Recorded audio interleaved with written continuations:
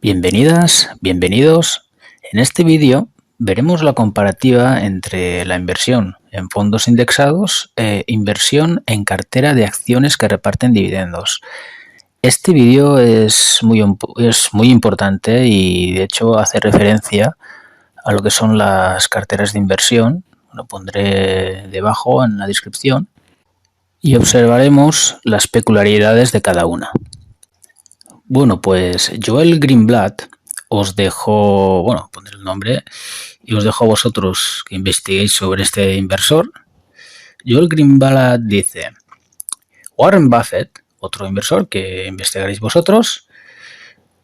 Entonces, Joel Greenblatt dice: Warren Buffett nos comenta que la mayoría de las personas, o sea, se refiere a las personas que no entienden de inversión bursátil, deberían de estar indexadas al S&P 500. Y Joel nos dice: yo opino igual, pero Warren no se indexa y yo tampoco. Entonces, claro, estos dos grandes inversores no se indexan porque saben que existen otras formas más efectivas para ellos. En este aspecto yo opino exactamente igual. Y cuando inversores me preguntan: ¿y tú por qué no te indexas? Pues le respondo eso, que para mí hay otra forma más efectiva y cada euro que invierta en fondos indexados, para mí, estoy hablando para mí, lo estaría desaprovechando en otro tipo de inversión que para mí es más eficiente. Ojo que para nada estoy diciendo que los fondos indexados son malos. Evidentemente, mejor que dejar tu dinero parado en una cuenta corriente y además muchísimo mejor que otro tipo de estrategias de inversión, ya que con los fondos indexados en España y de momento se pueden realizar traspasos de un fondo a otro sin tener que tributar. O sea, mientras no vendas parte o la totalidad de tus participaciones del fondo indexado, no tributarás, no pagarás impuestos. Ahora bien, si lo comparamos con la metodología que yo utilizo, y vuelvo a decir, en España, fuera de España habría que ver pues cómo está la situación fiscal de cada país.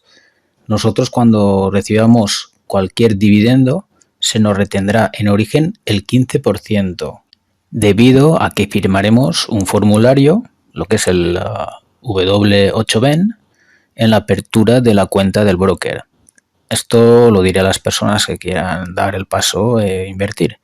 Entonces, se nos retiene el 15% y el restante hasta llegar al 19, 21, 23 o 26 se nos aplicará en la declaración de la renta según cada persona. Bueno, pues como veis en pantalla, estos son los tramos de la tributación de dividendos en la renta. Como podéis observar, un rendimiento hasta 6.000 euros se le aplicaría un tipo impositivo del 19%. Entonces, si a nosotros se nos retiene un 15% en origen, ¿qué habría que pagar? La diferencia, ¿no? El 4% se pagaría en la declaración de la renta. Entre 6.000 y 50.000 euros se aplicaría el 21%, entre 50.000 y 200.000 euros el 23% y más de 200.000 euros al 26%. Esto estamos hablando de España. Entonces, vamos con las diferencias entre metodología de invertir en fondo indexado versus compra de acciones. Bueno, pues como observáis en pantalla, la primera diferencia diríamos que es que en un fondo indexado reinvierte dividendos sin tributar, en cambio en la compra de acciones reinvierte dividendos tributando. La segunda diferencia sería que en el fondo indexado puedes traspasar de fondos sin tributar. En cambio, en las acciones, si quieres vender acciones para comprar otras acciones, lo que tendrás que hacer es tributar. O sea, yo en el el ejemplo del fondo indexado. Bueno, pues yo ahora tengo este fondo, quiero pasarlo a otro, hago el traspaso y un tributo. De momento esto se puede hacer en España. En cambio, en la cartera de acciones, yo tengo estas acciones y quiero comprar otras. Entonces quiero vender estas acciones y con lo que venda, con ese dinero, pues comprar otras. Pues bueno, una vez vendes, tendrás que tributar. La tercera característica o diferencia entre ambas metodologías, pues es que en el fondo indexado eres propietario de participaciones de un fondo indexado. Participaciones, propietario de participaciones. En cambio, lo que es en la metodología de compra de acciones, tú eres propietario de las acciones de las empresas que adquieres. O sea, tú eres propietario de las acciones, tú eres accionista. La cuarta diferencia sería que en el fondo indexado, cuando vendas parcialmente para vivir de la inversión, pues tributarás al 19, 21, 23 o 26%. En cambio, en la metodología de la compra de acciones, las acciones que se adquieren no se venden nunca, a no ser, dependiendo de casos particulares o excepcionales, entonces sí se tributará, pero normalmente no se venden porque se vive de los dividendos. La quinta diferencia sería que al fondo se le retiene en origen el 30% del dividendo. Esto lo explicaré luego. Y en cambio a los accionistas pues nos retienen en origen el 15% del dividendo, debido a lo del formulario de la W8BEN. La sexta diferencia sería que en los fondos indexados los dividendos los reinvierte el fondo. El fondo los reinvierte, los dividendos. En cambio, en la metodología de compra de acciones, tú eres quien decide dónde reinvertir los dividendos. O sea, no hace falta que se reinviertan en las mismas empresas que lo estén repartiendo. O sea, si Coca-Cola, por ejemplo, ha repartido 100 euros, no hace falta que esos 100 euros los reinviertas en la propia Coca-Cola. Tú eliges qué empresa o qué empresas son en ese momento más eficientes para reinvertirlas y hacer que que el dinero trabaje mejor para ti. La séptima diferencia pues nos hace referencia que en el fondo indexado lo que se hace es se tiene una posesión de participaciones del índice de todas las empresas del S&P 500. En cambio, en la cartera de acciones pues hay muchas empresas del S&P 500 que no pasan el filtro para ser adquiridas. Y bueno, estos son pues 7 diferencias así más relevantes entre ambas metodologías, que hay algunas pocas más, pero que estas son las más relevantes. Y ahora pasaré a ampliar un poco lo que es el punto 4, porque en los fondos indexados existen estrategias que se tendrían que estudiar cuando, una vez llegada a la fase de venta de tus participaciones, irse a residir fiscalmente a otro país en el cual resulte fiscalmente con mejores condiciones, para así de esta manera ahorrarte fiscalmente unos porcentajes, pues bueno. Ahora bien, es lo que surge la pregunta, ¿no? Vamos allá. Ha llegado el momento, ha llegado de unos años. ¿Te irías a vivir, a residir a otro país, a disfrutar de tu inversión en otro país? Pues esto lo tendrías que decidir tú mismo. Si tienes hijos pequeños o adolescentes y tienen que separarse de sus amistades, si te gusta el país, si te gusta su clima y muchísimos condicionantes más. Y si no, si al final no decides irte a otro país, pues tendrás que tributar al 19, 21, 23 o 26. Si llegado a esta altura del vídeo todavía estás escuchando, te doy la enhorabuena, porque eso significa que que te interesas por tu futuro, bien de una manera u otra, sabiendo de qué manera invertir o no, o lo dicho, de una manera u otra. Porque en el caso de los fondos indexados, si decides, además, cuando una vez llegado el momento, ¿no?, que decides lo que es vivir de la venta de las participaciones, si decides utilizar lo que es la regla del 4%, que es la que se utilizan pues todos, si no la mayoría, si no todos, para vivir de las participaciones, o sea, lo que es la regla del 4% es sacar o vender el 4% de tus participaciones anualmente. Entonces, puede que en 25 o 30 años o más, pues te hayas fundido la cartera.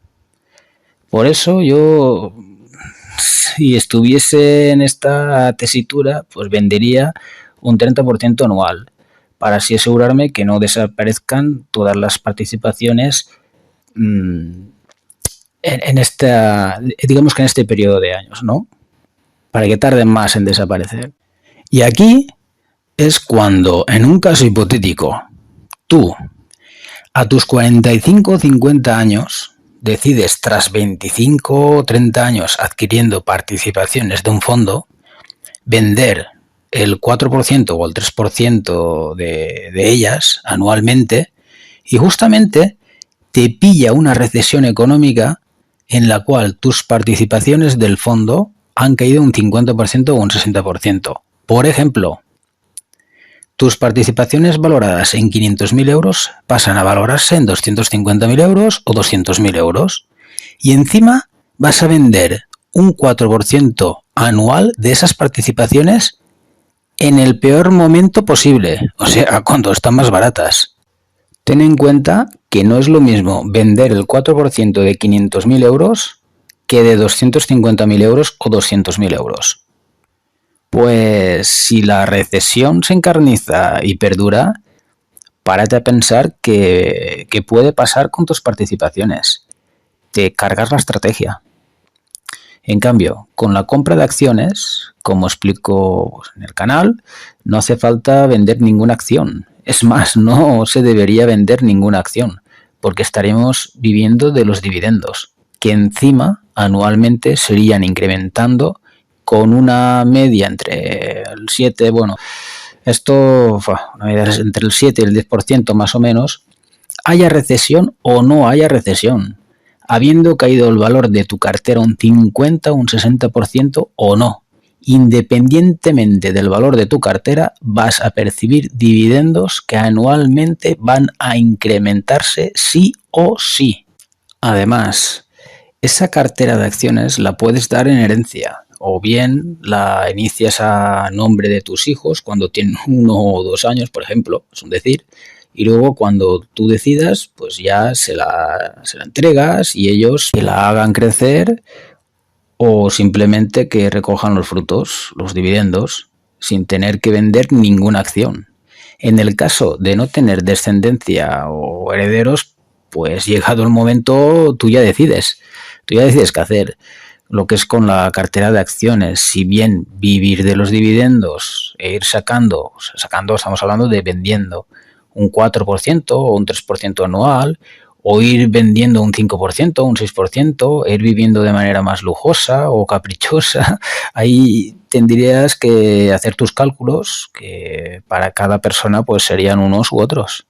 Respecto a la diferencia número 1, a la primera, se reinvierten los dividendos sin tributar en el caso de los fondos indexados, ¿no? Pero ahora bien, al fondo le retienen en origen el 30%. En la compra de acciones nos retienen el 15%. Por lo tanto, si en tus participaciones, por ejemplo, el dividendo es de 100 euros, el fondo no te reinvertirá 100 euros. El fondo te reinvertirá solo 70 euros porque le retienen el 30%. Con lo que con la compra de acciones ya estamos obteniendo una ventaja sustancial en cuanto al tanto por ciento. Y además, luego cuando vendas tus participaciones del fondo tendrás que tributar el 19, 21, 23 o 26. Cosa que con la compra de acciones no va a hacer falta vender ninguna acción.